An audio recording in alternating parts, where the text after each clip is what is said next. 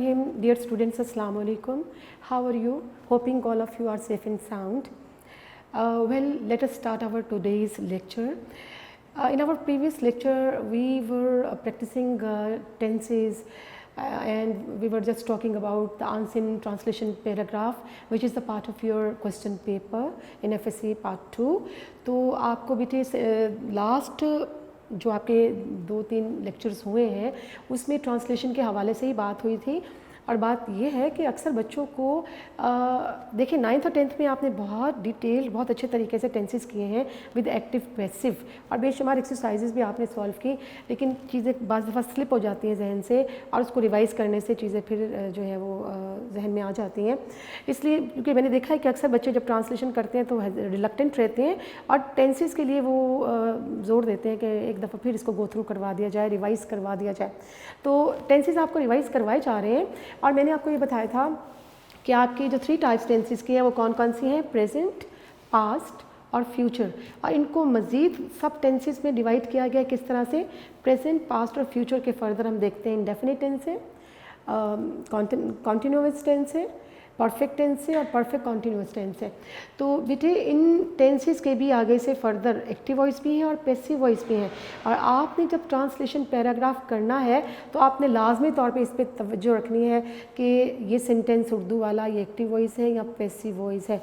मैंने आपको बताया था जो एक्टिव वॉइस है उसमें आपका सब्जेक्ट मौजूद है, पैसिव वॉइस में मोस्टली सब्जेक्ट मौजूद नहीं है, तो उसमें हम ऑब्जेक्ट जो है उसको लेते हैं पहले। तो बेटे आज हम प्रेजेंट टेंस के आपने सारे टेंसेस जो है चारों कर लिए थे प्रीवियस लेक्चर में। आज हम पास्ट टेंस जो है, पास्ट इंडेफिनिट, पास्ट कॉन्टिन्यूअस और पास्ट परफेक्ट कॉन्टिन्यूअस जो है वो आज हम करेंगे। ठीक है बेटा, आज हम करते हैं पास्ट इंडेफिनिट। सबसे पहले पास्ट इंडेफिनिट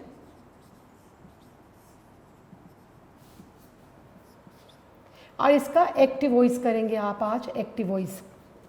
इसके साथ ही मैं आपको पैसिव वॉइस भी करवाऊंगी ताकि आप साइमल्टेनियसली साथ साथ दोनों टेंसेस पे नज़र रखें कि किस तरह से चेंज आता है सेंटेंस में। तो बेटे पास्ट इंडेफिनिट क्या है, it shows an action, it shows an action that has completed in the past, that is completed in the past। ठीक है, तो ये किस चीज़ को इंडिकेट करता है, it shows an action that is completed in the past and which has been pursued as a habit.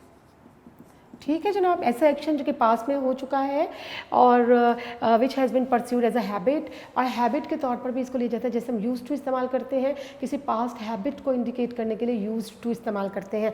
तो बेटे इस जुमले जो पास्ट इंडेफिनिट के जुमले होते हैं चाहे वो एक्टिव वॉइस है या पैसिव वॉइस हैं, आपने याद रखना है कि उसके उर्दू के आखिर जुमले जो है उनके आखिर में अलिफ, छोटी ये और बड़ी ये ऐसे अल्फाज आते हैं, उसे एकदम से ट्रेसिंग हो जाती है कि ये कौन सा टेंस होगा। ठीक है, फिर आपको पता भी चलता है कि it shows an action that is completed in the past and which has been pursued as a habit के तौर पर भी उस एक्शन को लिया जाता है। अब मैं इसका एक्टिव वॉइस आपको करवा रही हूँ। आपका स्ट्रक्चर है SVO और आप जो है जब पास्ट इंडेफिनिट करते हो तो सब्जेक्ट और प्लस इसके साथ क्या आ जाता है, second form of the verb. बेटा वर्ब की मैं यहाँ लिख रही हूँ टू का मतलब क्या होगा, जब 1 लिखूँगी मतलब फर्स्ट फॉर्म, 2 लिखूँगी उसका मतलब सेकेंड फॉर्म, 3 लिखूँगी तो वर्ब की थर्ड फॉर्म होगी। ये आपने जहन में डाल लेना है। तो आसान, बिल्कुल आसान, सब्जेक्ट, वर्ब की second form and object, full stop. फिर ये क्या है, एफर्मेटिव सेंटेंस है। एफर्मेटिव मीन सिंपल सेंटेंस है आपका, एफर्मेटिव मस्बत सादा जुमला। और जब आप इसके नेगेटिव बनाते हो तो नेगेटिव में क्या करोगे, सब्जेक्ट ऐसे ही रहेगा। हाँ, इसमें हेल्पिंग वर्ब क्या चेंज होंगे, डिड जो है हेल्पिंग वर्ब के तौर पे आएगा और डिड के साथ बेटे आप हमेशा first form of the verb इस्तेमाल करते हो। ठीक है, ये याद रखिएगा। तो हम डिड के साथ नॉट लगाएंगे, डिड नॉट, और जब डिड आ गया तो उसके साथ कौन सी फॉर्म आएगी, first form of the verb, first form. बल्कि मैं इसको इस तरह से लिखती हूँ ताकि आपको एक पहचान में रहेगा कि V1। ठीक है जी, यहाँ V1 आ जाएगी और यहाँ क्या था, यहाँ V2 थी। यानी वर्ब की सेकंड फॉर्म, और यहाँ V1 यानी कि डिड की वजह से first form of the verb, और फिर ऑब्जेक्ट आ जाएगा फुल स्टॉप। जब इसी का इंट्रोगेटिव बनाएंगे तो इंट्रोगेटिव में क्या करेंगे, हेल्पिंग वर्ब ऑटोमेटिकली बाहर आएगा, डिड आ जाएगा प्लस एस आ जाएगा प्लस वर्ब की फर्स्ट फॉर्म और प्लस ऑब्जेक्ट और क्वेश्चन मार्क आ जाएगा। जब इसी को डबल क्वेश्चन स्टेटमेंट, मैंने आपको वाज़ेह तौर पे बताया था डबल क्वेश्चन स्टेटमेंट कौन सी होती है, जिसमें हेल्पिंग वर्ब एक तो बाहर है क्वेश्चन स्टेट बनाने के लिए, उसके साथ WH फैमिली वर्ड्स भी हैं। WH फैमिली वर्ड्स भी बताया था, when, where, who, home, how, ठीक है। तो यहाँ पर क्या आ जाएगा, WH वर्ड यहाँ आ जाएगा। सपोज मैं यहाँ लिखती हूँ वाई लिख देती हूँ यहाँ से, और आगे सारी क्वेश्चन स्टेटमेंट यही रहेगी। डिड आपने अब स्मॉल में करना है क्योंकि वाई डिड आ जाएगा, दोनों क्वेश्चन वर्ड हो गए, वाई भी क्वेश्चन वर्ड है, ये हेल्पिंग वर्ब भी क्वेश्चन वर्ड है। तो खाली ये जो WH वर्ड है ये आपकी क्वेश्चन को कंप्लीट नहीं करेंगे जब तक उस स्टेट में उसी सेंटेंस का हेल्पिंग वर्ब आप नहीं लगाएंगे। तो ये डबल क्वेश्चन वर्ड आ गया, वाई डिड, और फिर सब्जेक्ट है, फिर first form of the verb है, फिर ऑब्जेक्ट है और फिर क्वेश्चन मार्क है। ठीक है बेटे, यकीनी तौर पे आपको ये समझ में आ गया। और मैं बात क्या कर रही हूँ, सिर्फ एक्टिव वॉइस की, हम अभी पैसिव वॉइस इसका डील नहीं कर रहे, और एक्टिव वॉइस में आपका सब्जेक्ट जो है वो 100% मौजूद है। जी बेटे, इसके हम एग्जांपल्स यहाँ पर कर लेते हैं। एग्जांपल्स थोड़े से देखते हैं कि इसके क्या क्या आपके पास आते हैं। तुमने झूठ बोला, वो कल स्कूल गया। ठीक है, पास्ट इंडेफिनिट पास्ट एक्टिविटी को इंडिकेट किया जा रहा है। तुमने झूठ बोला, क्या मतलब, यू टोल्ड, सेकंड फॉर्म आएगी ना बेटे, यहाँ मैंने लिखा आपको V2 है। You told a lie, tell a lie होता है झूठ बोलना, लेकिन चूंकि हम लोग तो पास्ट इंडेफिनिट में इसको कर रहे हैं तो ये second form of the verb you told a lie. फिर हम लिखेंगे यू, जब नेगेटिव बनाएंगे तो डिड आ जाएगा, यू डिड नॉट, और ऑटोमेटिकली डिड की वजह से first form of the verb आएगा, you did not tell a lie. फिर इसका अगर आप क्वेश्चन स्टेटमेंट लेते हो तो क्या आ जाएगा, did you tell a lie, question mark भी आएगा। और मैंने आपको पहले भी समझाया बेटा, क्वेश्चन मार्क आपने स्टेटमेंट के एंड में ज़रूर, सेंटेंस के एंड में लिखना है, अदरवाइज जो है वो नंबर कटेगा आपका। जी बेटा, अगर ये डबल क्वेश्चन वर्ड के साथ स्टेटमेंट है तो यहाँ पर क्या आ जाएगा, वाई, मैं वाई सिलेक्ट कर लेती हूँ, ठीक है। Why did you tell a lie, question mark, why did you, question statement वही रहेगी लेकिन वो सिंगल क्वेश्चन वर्ड है। और ये डबल क्वेश्चन वर्ड अगर आपकी उर्दू के स्टेटमेंट में आ गया तो ऑटोमेटिकली आपको उसको भी कन्वर्ट करना है इंग्लिश में। तो why did you tell a lie, अच्छा इसको हम ये नहीं लिखेंगे why you did tell a lie, क्योंकि बहरहाल क्वेश्चन वर्ड अगर दो हैं तो वो दोनों ही पहले स्टेटमेंट में आएंगे। ठीक है जी, समझ में आ गया। अब इसके बाद हम देखते हैं इसी का सेकेंड सेंटेंस, वो कल स्कूल गया, तो he went to school yesterday, ठीक है जी, येस्टरडे एगो, ये तो ऑटोमेटिकली पास्ट इंडेफिनिट को इंडिकेट कर रहे हैं वर्ड्स, और वेंट यानी second form of the verb आ गई, तो he went to school, subject verb object, और येस्टरडे आ गया इसमें, ठीक है, एडवर्ब आ गया। बेटे अब इसका नेगेटिव बनाते हैं तो क्या होगा, ही डिड नॉट, फिर वेंट नहीं आएगा, he did not go to school yesterday. फिर आपके पास आता है कि did he go to school yesterday, क्योंकि ऑटोमेटिकली डिड लिखा है सेकंड फॉर्म है, तो अगली वर्ब की फॉर्म कौन सी है आपके पास, फर्स्ट फॉर्म होगी, ये फर्स्ट फॉर्म होगी। ठीक है बेटे, क्वेश्चन मार्क लाजमी लगाना है। डबल क्वेश्चन स्टेटमेंट बनाते हैं तो कर सकते हैं कि व्हेन, मैं व्हेन सेलेक्ट कर लेती हूँ, when did he go to school, ठीक है। फिर यहाँ वाई कर लेते हैं, why did he go to school yesterday, why did he go to school yesterday, कि वो कल स्कूल क्यों गया। ये बेटे आपका एक्टिव वॉइस था, एक दफ़ा इसको गो थ्रू कर लें, एक दफ़ा बोर्ड पे देख लीजिएगा, ताकि फिर जो है नेक्स्ट में आपको करवाऊँ इसी का पैसिव वॉइस जो है वो क्या होगा। बेटे जी बेटे, अब बात हो रही है आपकी, अब पैसिव वॉइस आप करेंगे किसका, प्रेजेंट इंडेफिनिट का ही एक्टिव वॉइस आप कर चुके, अब हम लोग पैसिव वॉइस करेंगे। पैसिव वॉइस में यहाँ पर P लिख देती हूँ ताकि आप भी इसको नोट डाउन कर लें। एक्टिव वॉइस हुआ कंप्लीट, और ये अब हम लोग कर रहे हैं पैसिव वॉइस। जी बेटे, पैसिव वॉइस में पैसिव वॉइस में आपको पता है कि मोस्टली सब्जेक्ट जो है वो मिसिंग होता है और उसका स्ट्रक्चर किस तरह से बनेगा, उसमें पास्ट इंडेफिनिट का object plus was were helping verb आ जाएगा, वॉस और वर, और plus third form of the verb. Third form में फिर आपको V2 लिख के देती हूँ ताकि आपको याद रहे कि हम इसको एक शॉर्ट नेम दे रहे हैं। ठीक है बेटे, तो आप इसको देख लीजिएगा कि इसमें ऑब्जेक्ट है, वॉस वर है, और third form of the verb आएगी, आप third form of the verb है। ठीक है, और प्लस आपका आ जाएगा बाय, अगर तो सब्जेक्ट मौजूद है बाय, और प्लस एस। और मैंने आपको ये बताया था कि जो सेंटेंसेस होते हैं ट्रांसलेशन के, ये सेंटेंसेस इसमें अक्सर जो है सब्जेक्ट जो है वो मिसिंग होता है। अगर आपका सब्जेक्ट मौजूद है तो आपने फिर उसको थर्ड फॉर्म के बाद बाय और एस, ये सब्जेक्ट आपका यहाँ पर आ जाएगा उस सेंटेंस का अगर है तो। लेकिन ये सब्जेक्ट कन्वर्ट किस में होगा, यही यहाँ पर जो भी आपका प्रोनाउन मौजूद है वो अपने ऑब्जेक्टिव केस में चला जाएगा, ऑब्जेक्टिव केस में चला जाएगा। और अगर यहाँ पर सब्जेक्ट नहीं है, आपके पास मौजूद नहीं है, तो V3 के बाद rest of the sentence, remaining sentence जो है वर्ब के थर्ड फॉर्म के बाद आप लिखते हो। और नेगेटिव में क्या हो जाएगा, ऑब्जेक्ट है was were plus not plus V verb की थर्ड फॉर्म और प्लस और इसकी ऑब्जेक्टिव केस। इसी तरह से क्वेश्चन इंट्रोगेटिव में वॉज वर्ब पहले आ जाएगा प्लस ऑब्जेक्ट आ जाएगा, फिर वर्ब की थर्ड फॉर्म आ जाएगी, और इसी तरह से अगर तो उसमें नज़र आता है आपको सब्जेक्ट तो वो फिर एंड में चला जाएगा, सब्जेक्ट एंड में चला जाएगा। ठीक है बेटा, और वो उसका भी सब्जेक्ट का ऑब्जेक्टिव केस। अगर WH फैमिली है, WH वर्ड है तो वो स्टार्ट में ऑटोमेटिकली आ जाएगा, और बाकी आपने क्वेश्चन स्टेटमेंट जो है ऐसे ही रखनी है। ठीक है जी, बल्कि क्वेश्चन स्टेटमेंट में यहाँ पर क्वेश्चन यहाँ डालूंगी एंड पे, इसका ऑब्जेक्टिव केस बनता है। जी बेटा, इंट्रोगेटिव स्टेटमेंट ऐसे ही रहेगी नीचे भी, लेकिन WH वर्ड्स, इसमें WH वर्ड आ जाएगा। ठीक है, मैंने आपको वो बता दिया हुआ है। अच्छा बेटा, अब इसकी थोड़ी सी एग्जांपल्स हम करते हैं पैसिव वॉइस की।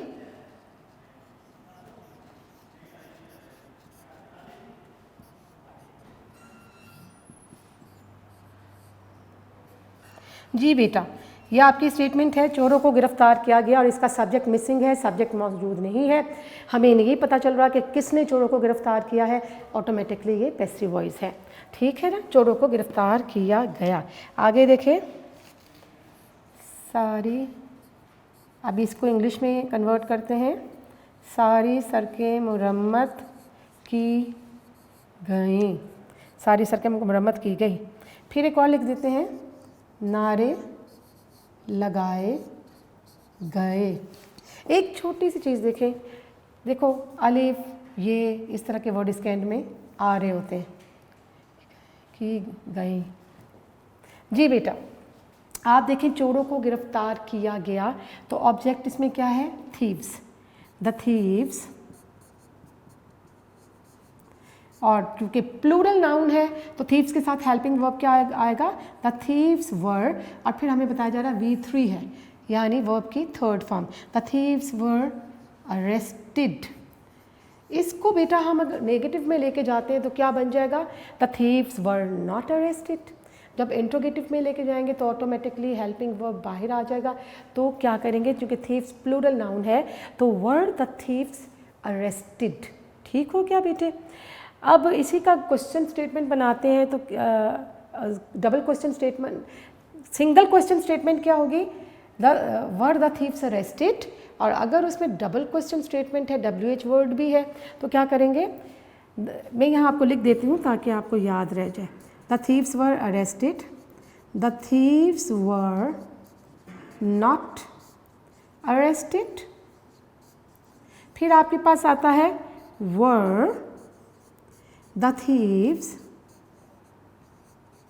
Were the thieves arrested. फिर WH फैमिली आ गई, तो मैं लिख देती हूँ Y were the thieves arrested, question mark. ठीक हो गया जनाब। ये बेटे आपके पास इसकी ट्रांसलेशन आ गई, चोरों को गिरफ्तार किया गया, द थीव्स वर अरेस्टेड। अब इस दूसरे वाले को देख लेते हैं। दूसरा सेंटेंस आपके पास था, सारी सड़कें मुरम्मत की गईं, तो हम लिखेंगे इसमें ऑब्जेक्ट क्या है, रोड्स है। ऑल द रोड्स, सारी सड़कें, all the roads were, repairing होती है ना मुरम्मत करना, और इसमें आपके पास V3 है, वर्ब की थर्ड फॉर्म है, तो all the roads were repaired, all the roads were repaired. और इसी तरह इसका नेगेटिव बन जाएगा, नेगेटिव और इंट्रोगेटिव। नेगेटिव बनाएंगे all the roads were not repaired, question statement बनाएंगे आर, ये सॉरी वर्ड है ना इसमें, हेल्पिंग वर्ब बाहर आ जाएगा, वर द रोड्स रिपेयर्ड। फिर अगर डबल क्वेश्चन स्टेटमेंट है तो why were the roads repaired. ठीक हो गया बेटे, ये आपके 2 सेंटेंस जो है हमने कवर कर लिए। थर्ड सेंटेंस है नारे लगाए गए। नारे क्या है, स्लोगन्स। और किसने नारे लगाए हैं उसका तो जिक्र ही नहीं है, इसका मतलब है फाइल इसमें नहीं है, आपको नज़र आ रहा, ये तो 100% जो है आपका पैसिव वॉइस हो गया। तो क्या आएगा, द स्लोगन्स और लगाए गए, पैसिव वॉइस है तो हेल्पिंग वर्ब वर, क्योंकि ये प्लूरल है। द स्लोगन्स वर, और रेज होता है नारे लगाना, रेज स्लोगन्स, तो यहाँ थर्ड फॉर्म आ जाएगी V3, वर्ब की third form, the slogans were raised. और नेगेटिव क्या हो जाएगा, the slogans were not raised, और क्वेश्चन में वर द स्लोगन्स रेज्ड, और डबल क्वेश्चन वर्ड के साथ Y were the slogans raised, और क्वेश्चन मार्क क्वेश्चन स्टेटमेंट में लगाना, इंट्रोगेटिव स्टेटमेंट में लगाना ना भूलिएगा।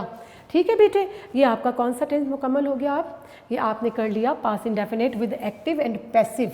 अब हम नेक्स्ट एक और टेंस की जानिब बढ़ेंगे, और नेक्स्ट टेंस जो है वो क्या है आपका, वो देख लेते हैं। ये आपको समझ में आ गया ना बेटा, ये देखें ना, मेन ये है ऑब्जेक्ट, वॉज वर, और फिर वर्ब की थर्ड फॉर्म बाय और एस, अगर तो उसमें सब्जेक्ट मौजूद है तो वो एंड में जाएगा, फिर उसका ऑब्जेक्टिव केस आ जाएगा। जी बेटा, ये आपका क्या हो गया, ये आपका पास्ट इंडेफिनिट मुकम्मल हुआ।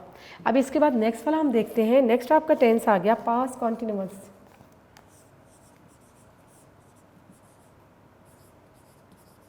पास्ट कॉन्टिन्यूअस टेंस, और इसका भी हम क्या करते हैं, पहले एक्टिव वॉइस हम लिखेंगे। It is used for an action, it is used for an action that has continued,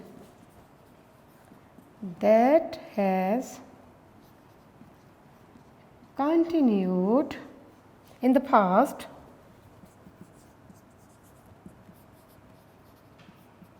at some time। ठीक है बेटे, तो बेसिकली पास्ट कॉन्टिन्यूअस क्या है, एक्टिव वॉइस या पैसिव वॉइस, दोनों की definition. It is use for an action that has continued in the past at some time, यानी जो पास्ट में ये एक्टिविटी होती रही है, सम टाइम कुछ वक्त के लिए। तो बेटा उर्दू में याद रखिएगा, इसके आखिर में रहा था, रही थी, रहे थे आता है। ठीक है, और जब हम इसकी इंग्लिश बनाएंगे तो क्या करेंगे, आपका स्ट्रक्चर हुआ subject plus verb plus object. ठीक है जनाब, अब इसमें देखते हैं चेंज कैसे आएगा, सब्जेक्ट प्लस हेल्पिंग वर्ब क्या है जनाब, वॉज और वर। वॉज सिंगुलर नाउन के साथ, वर्ब प्लूरल नाउन के साथ,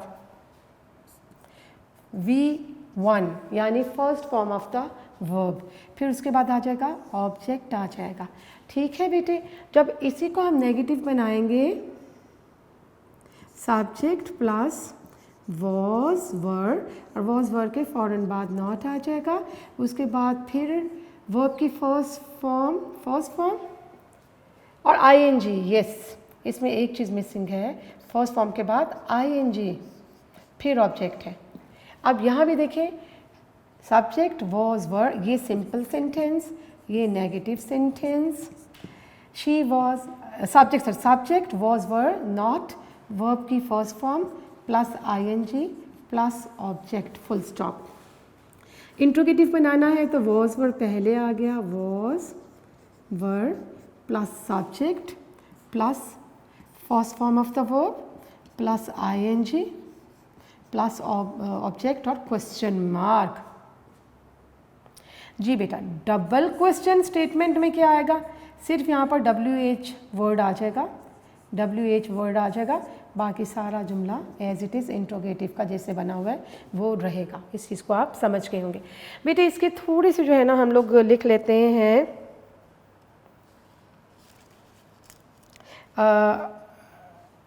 जी, इसमें मैं लिखती हूँ आपको, मैं सवाल हल कर रहा था। ठीक है जी।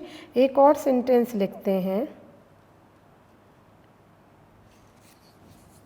वो अंडा उबाल रही थी, सॉरी क्योंकि ये पास्ट टेंस है, रही थी, वो अंडा उबाल रही थी।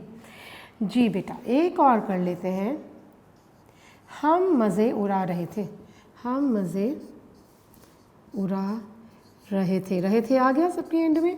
ठीक है, रहा था, रही थी, रहे थे वगैरह। तो बेटे आपके पास फर्स्ट वाला सेंटेंस है, मैं सवाल हल कर रहा था, तो क्या आएगा, आई वॉज, फिर क्या है, वॉज वर्ब के बाद फर्स्ट फॉर्म, सॉल्व, ING भी है, I was solving the sum, I was solving the sum, मैं सवाल हल कर रहा था। इसका नेगेटिव क्या होगा, I was not solving the sum. Question mark क्या होगा, was I solving the sum. फिर डबल क्वेश्चन में, why was I solving the sum. ठीक हो गया। फिर है जी, वो अंडा उबाल रही थी, तो क्या आ जाएगा, शी वॉज, क्योंकि अंडे नहीं है, सिंगुलर नाउन है, तो an egg, she was boiling an egg. ठीक है जी, शी वॉज बॉइलिंग यानी subject, was verb, helping verb, first form of the verb, V1 ING, और फिर आपके पास ऑब्जेक्ट आ गया। तो क्या है, she was boiling an egg, negative, she was not boiling an egg, और इंट्रोगेटिव क्या हो जाएगा कि was she boiling an egg, and double question statement is कि why was she boiling an egg. तो एक और स्टेटमेंट बेटे इसके देखते हैं, हम मज़े उड़ा रहे थे, मेकिंग मैरी होता है, मेकिंग मैरी मज़े उड़ाना, तो हम क्या लिखेंगे, हम मज़े उड़ा रहे थे कि we were making merry. Making merry का मतलब क्या होता है, to have fun, frolic, to enjoy something. तो बेटे इसमें क्या आ गया, हम मज़े उड़ा रहे थे कि वी वर मेकिंग मैरी। ठीक है, ये MARRY नहीं है मैरी, उसका डिफरेंट मीनिंग हो जाएगा, ये MERRY है Mary.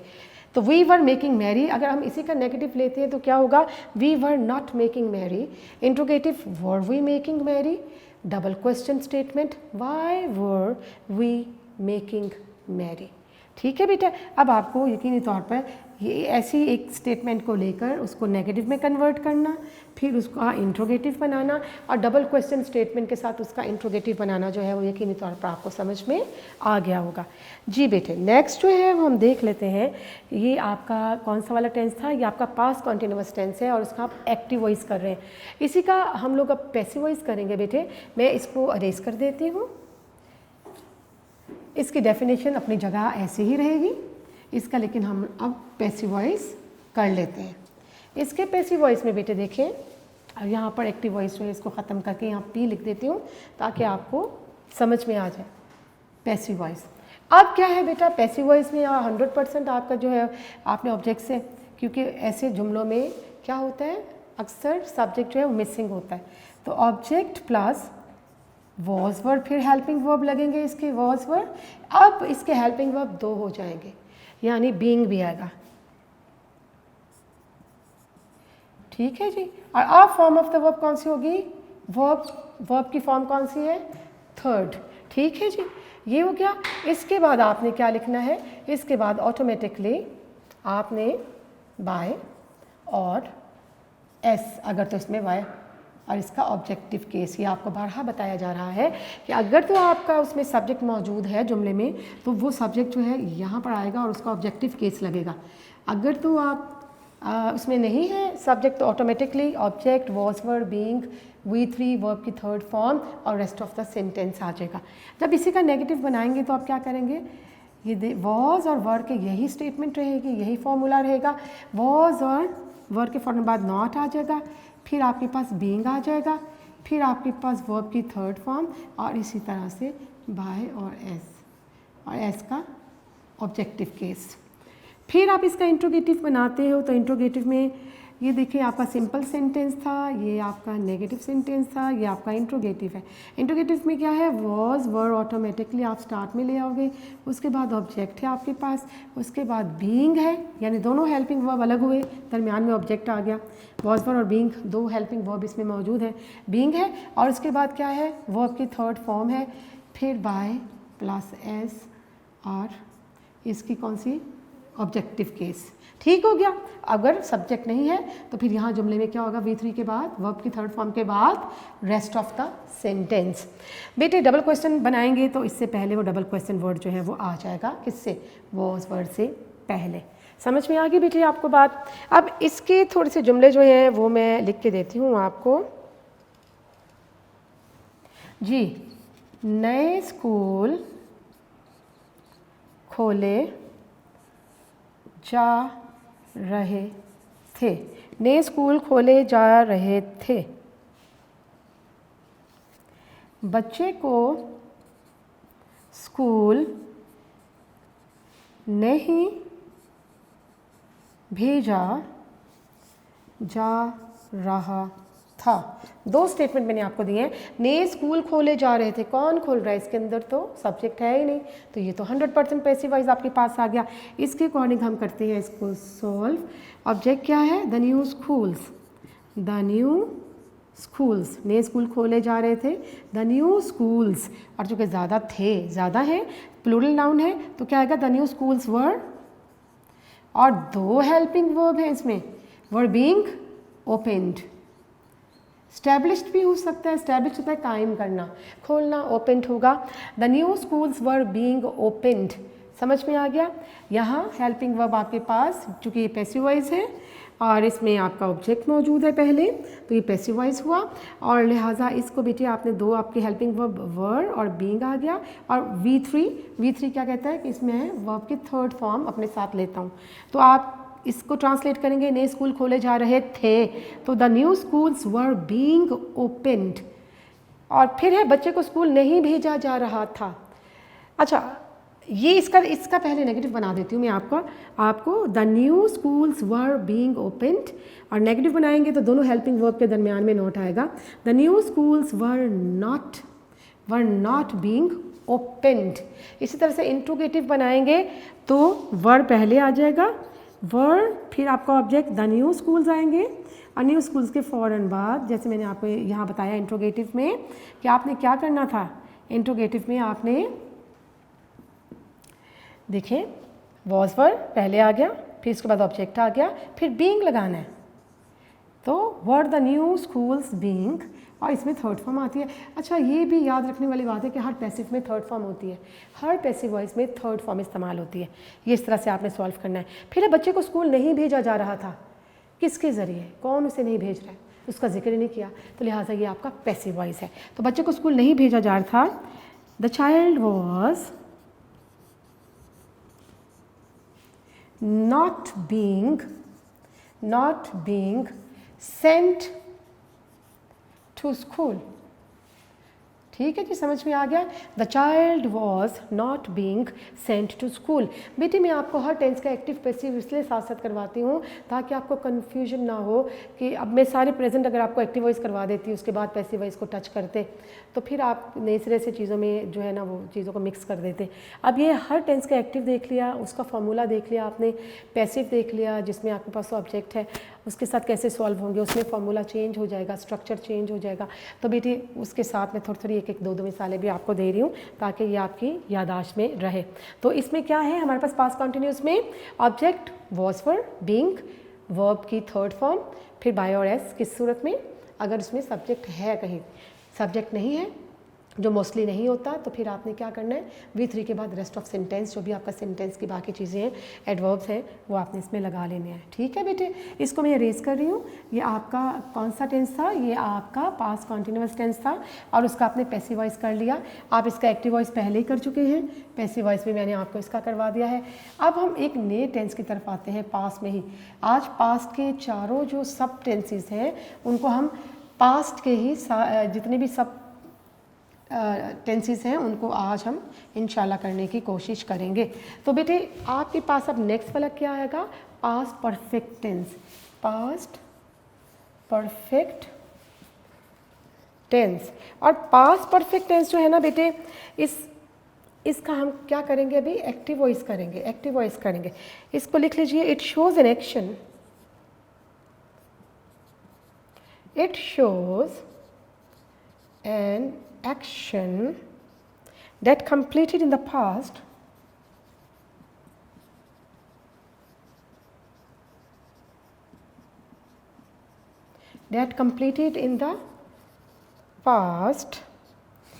before a definite time.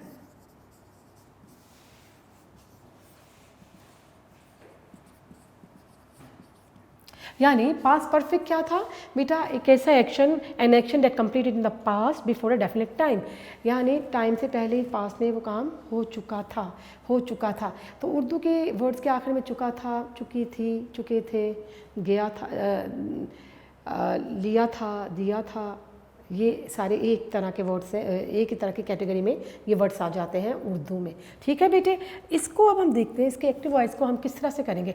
और इसमें आपको ये भी बताऊंगी एक और बड़ी अहम चीज़ कि इसमें ऐसी स्टेटमेंट भी आती हैं पास्ट परफेक्ट में जो दो क्लॉजेस पर मुश्तमिल सेंटेंस है। तो एक क्लॉज जो है पास्ट इंडेफिनिट पास्ट परफेक्ट में करते हो आप, और एक क्लॉज जो है पास्ट इंडेफिनिट में करते हो। जैसे हम लोग देखते हैं, आप सिंपल अगर पास्ट परफेक्ट की बात करें, सिंपल पास्ट परफेक्ट, और हम एक्टिव वॉइस कर रहे हैं, तो उसमें क्या आएगा, सब्जेक्ट आएगा प्लस आपका स्ट्रक्चर, ये सब्जेक्ट आएगा और प्लस क्या आएगा, हैड। इसमें हैड परफेक्ट टेंस है, हैड आएगा हेल्पिंग वर्ब, और प्लस V3, यानी क्या होगा, V3 वर्ब की थर्ड फॉर्म, सब्जेक्ट, हैड और V3, और इसके बाद आपका ऑब्जेक्ट आ जाएगा। ठीक है बेटे, सिंपली ऑब्जेक्ट आ जाएगा। जब इसका ये आपका क्या है, ये आपका एफर्मेटिव है।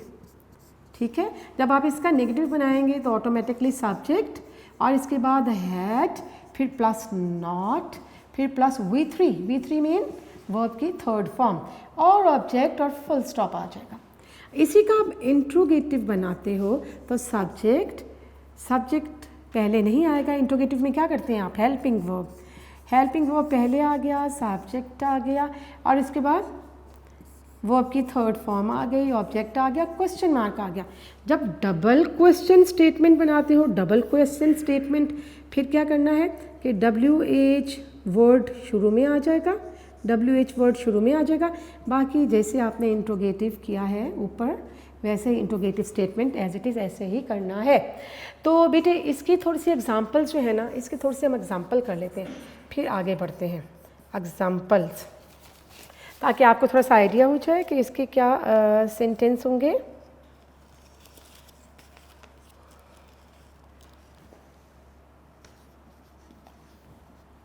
वो खाना खा चुका था, वो खाना खा चुका था। हम सवाल हल कर चुके थे।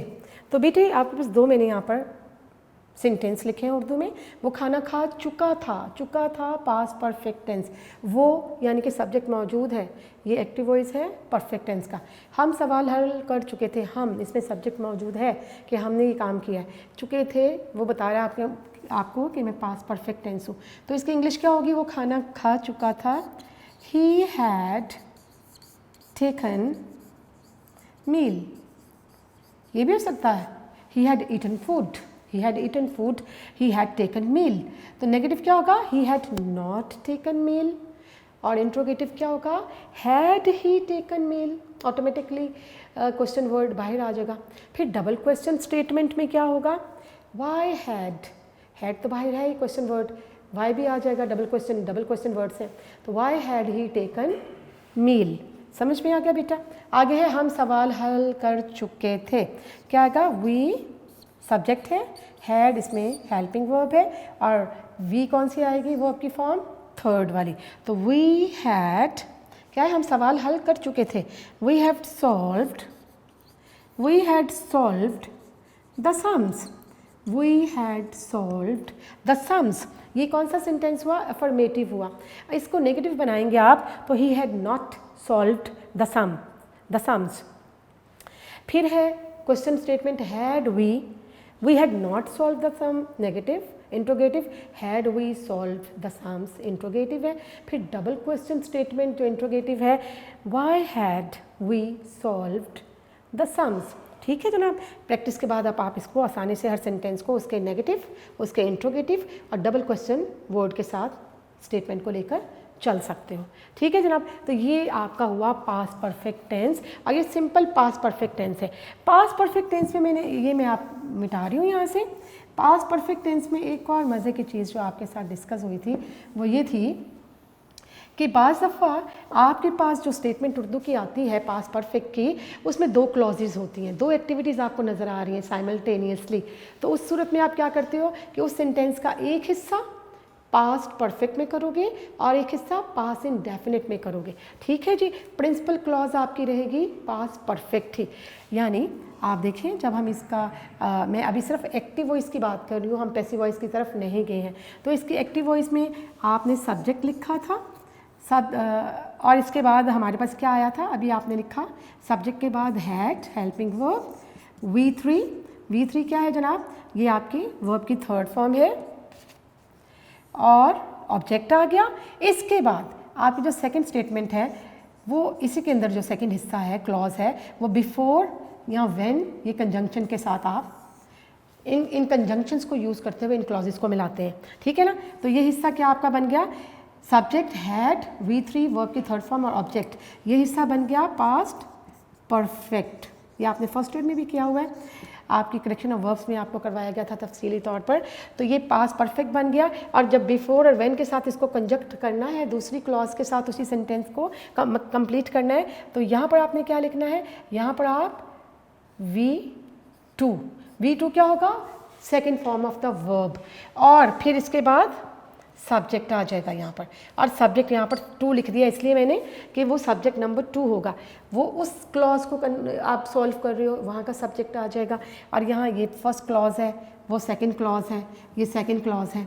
तो इसको कंजंक्शन वर्ड्स कौन से हैं, बिफोर और व्हेन, इसके साथ इनको कंजक्ट किया जा रहा है।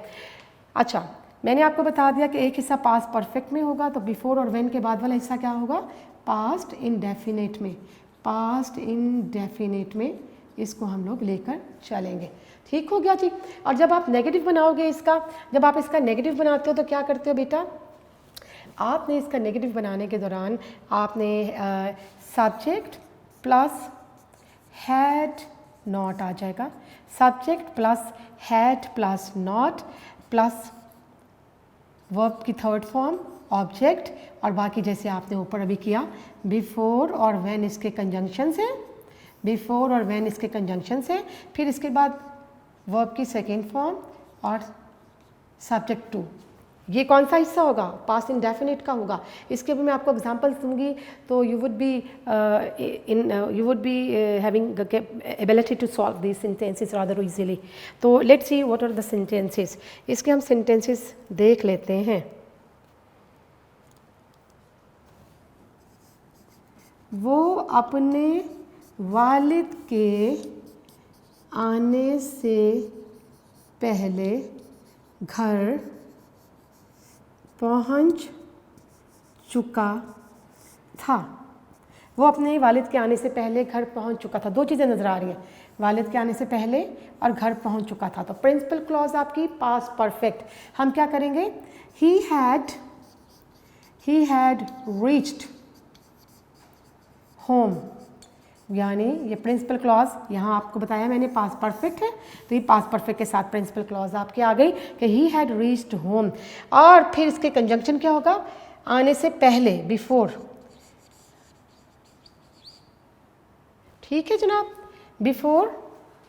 बेटे इसको थोड़ा सा करेक्शन लगा लीजिएगा, यहाँ पर आपका सब्जेक्ट टू आएगा दूसरे हिस्से में और फिर V2 है, यानी वर्ब की सेकंड फॉर्म। वो पहला सब्जेक्ट तो ही आ गया ना, बिफोर, और यहाँ सब्जेक्ट क्या है, उसके वालिद के आने से पहले, बिफोर हिज फादर। और यहाँ पर V2 हमें क्या कह रहा है कि वर्ब की सेकंड फॉर्म, आना क्या होगा, कम, तो इसकी सेकंड फॉर्म क्या होगी, केम, यहाँ फुल स्टॉप। तो आपके पास बेटे क्या आ गया, ही हैड रीच्ड होम, ये पास्ट परफेक्ट है, बिफोर कंजंक्शन है इसके अंदर, बिफोर कंजंक्शन है, हिज फादर केम, और केम क्या है यहाँ पर, केम ये लिखा हुआ है V2 और इसका सब्जेक्ट ये, ठीक है। ये बेटे इस तरह से इसको सॉल्व करना है, ये बहुत ज़रूरी था ये भी आपको समझाना। और इसमें एक आधा एग्जाम्पल जो है वो मैं आपको और करवा देती हूँ ताकि आप जो हैं वो इसको और मज़ीद अच्छी तरह से इस चीज़ को समझ लें।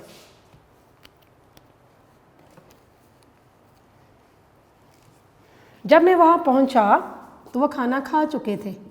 जब मैं वहाँ पहुँचा